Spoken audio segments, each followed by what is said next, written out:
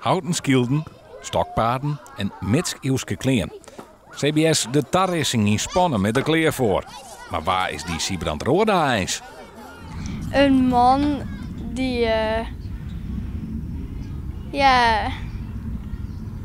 uit de middeleeuwse een koning van in de middeleeuwen.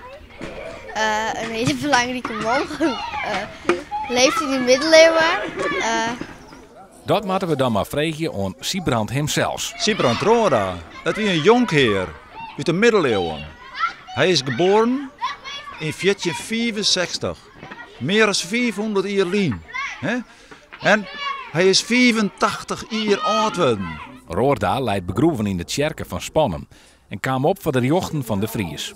In juni werd er niet een lofspul over Siebrand Roorda op 14 het dorp. Een soort band toch het erg om mij. En nou dus al een vaproken op de kening spelen. Ze toch hier de paarden rennen, zeg maar. Ze hebben alle jaar een hinder maken. En in het bos, een eindje botten spannen, doen ze nog een levend stratego. Ik maak alle keer historische figuren, zeg maar. Nou is het de keningsspeling, je ziet er alle even verklaard uit. Wat vies ervan? Ik vind het wel leuk op zich. Het is net zomaar een gewone koningsspelen zoals alle oren squallen.